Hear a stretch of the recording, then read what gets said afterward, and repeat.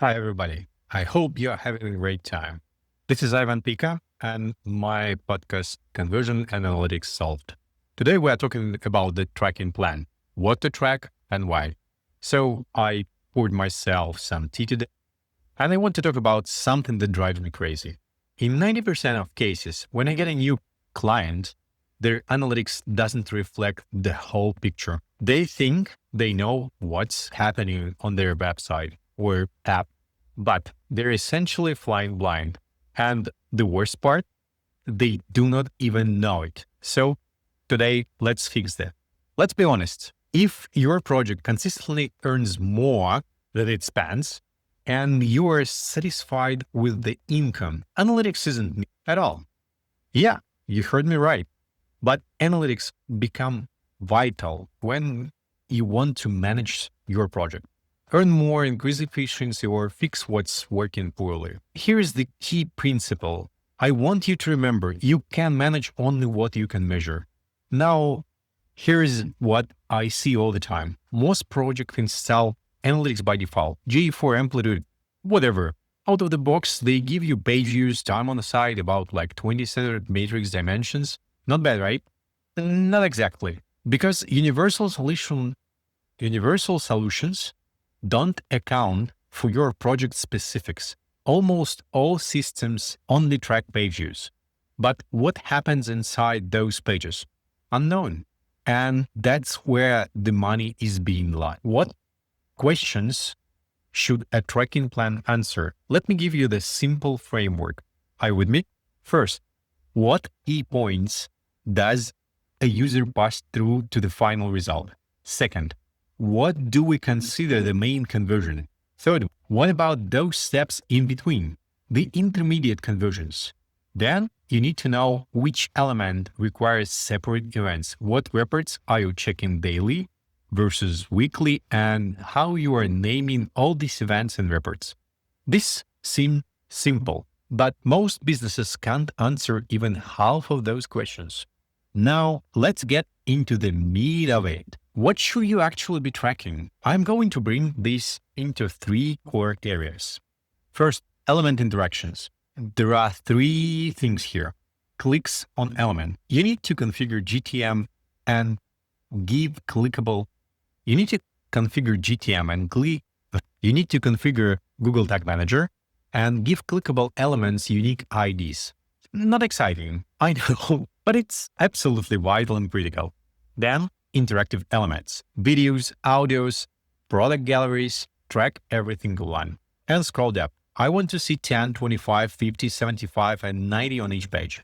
Now, why I'm so obsessed with the scroll tracking? Here is a real example. If a user scrolls to the price, doesn't view any image, and exits, the price is perceived as inadequate. But if they view the price and the images but didn't proceed, that's the different problem entirely. You need to know which one you are dealing with. Second area, forms. Start with the form name, then track each field as a separate event. Why? Because you need to understand which fields cause difficulty. I had client once who was losing 40% of conversions at the specific field. Turned out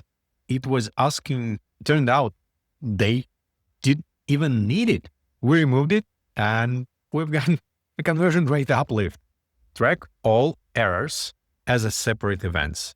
You know what percentage of project track errors? About 10. That means 90% of businesses are learning about broken fields or any other element from angry users instead of their analytics. And this is the best case scenario when you will get the message from user like, hey, I can't work with this one, or that one is not working as it's supposed to be. Don't be at that 90%. So quick recap here. Interactions, forms, errors. That's your foundation. Get these three things right, and you're already ahead of most businesses. All right, let's talk about conversions. Main conversion is simple. It's either money or your target action. That is your North Star. But here is where most people mess up. They don't track the steps in between. Let me give you two quick frameworks. For e-commerce, here is your path. Product view, then gallery or video or anything that tells you that particular product is interesting. Successful, add to cart, checkout, and purchase. Really simple. For SaaS, any interaction element on the landing page, explainer, video, gallery, presentation, maybe some downloadable files. Then the sign-up form. Successful completion of the sign-up form. Onboarding, activation, trial starts, first payment, and for sure the holy grail, repeat payment or recurrent one. Notice how detailed that is. Each of these steps tells you something different about where users drop off. Here is the simple rule. Everything critical on the user bus and successful for splitting users into groups need a separate event. Want to select everyone who subscribed to your newsletters? You need a separate event for that. Do you want to interact separately with those who listen to your podcast on your website? You need a separate event for that. You might be thinking, Ivan, this is a lot of data. What do I actually look at? Let me make this simple. Daily, just two things. Check your base conversion plus your funnel. That is the sequence of actions leading to your desirable result. Weekly, go deeper. Dive into splitting by product, traffic source, and location. Use the same funnel, just slice it in a different way. Let me give you the essential reports you need. Base conversion by the sources, either by session or first source. It can be the source of the session or the source of the first view. For e-commerce, the source of the session is better. For SaaS, the first source for sure is better because SaaS usually have a lot of sessions. Product funnel. That's view to add to cart, to checkout, to purchase. Really simple. For SaaS folks, especially cohort analysis and retention. This is vital. Splitting by new and returning users and not lifetime value for everybody. This is really important because we need those purchases from our customers, not only the new one. Without these reports, you are guessing. With them, you're already managing something. Not everything, but you're on the right track. Here is something people don't think about enough. How you name your events. It really matters. Main things is clarity. For you and for whoever comes after you, your tracking plan needs to be readable. So any product manager or marketing can take a look at it and right away understand what and how you are tracking and where to look for it. What reports do you have? What dashboards do you have? Here is what to avoid. Two things. Don't create 500 different events. Use parameters instead and avoid a large number of the similar parameters. Let me give you the brief example. For example, play video with the parameters like product name or item name, video completion, and video finished. Will cover all the videos on your website. Doesn't matter, like, is it the product video? Is it the video on the blog section or anything else, or maybe a video about you? This gives you understanding of how interesting your materials are and what to fix. For example, if you see that every user drops off on the 49% of the video. So guess what? Take a look what's going on there. When we are building your tracking plan document, there are 8 things you need for each event. Let me walk you through them. First, event name. This is obvious. You need to have a naming convention. So you can give a name for an action. You can give a name for outcome. That's up to you. Just check the ChatGPT and he will provide you the 3 or 4 different name creation patterns. Second, trigger. When do we send this? Exactly. What conditions need to be met? Description. What does this mean for this business? Now, technically, but what does it mean? It seems obvious to you, but maybe for your newcomers, for your new employees, it's not that simple. All right, the first 4. Let me give you the rest. Properties, listen them out, include them types and the allowed values. That's really simple. It's technical stuff. Fifth, required versus optional parameters. Something can be obligatory and something can be or cannot be. 6, destination. Where is this going? J for Amplitude, your CMS system, whatever. You need to understand what data storage do we have, where we are collecting them. 7, who is responsible for this event? That can be the developer, the tracking guy, or anybody else, or maybe the marketer in case we're talking about for example, Google Ads conversion. 8. How do you verify that it's actually working? It is not that often that you will need them, but if you write it down, nothing bad will happen.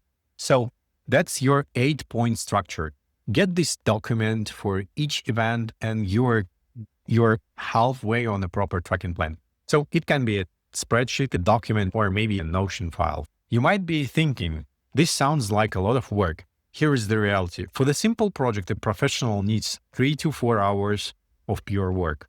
That's not a big amount, 3 to 4 hours to prepare and put this document into action. And you'll be ready for any optimization you want to run. A tracking plan takes transparency and user understanding to the next level. This is really important.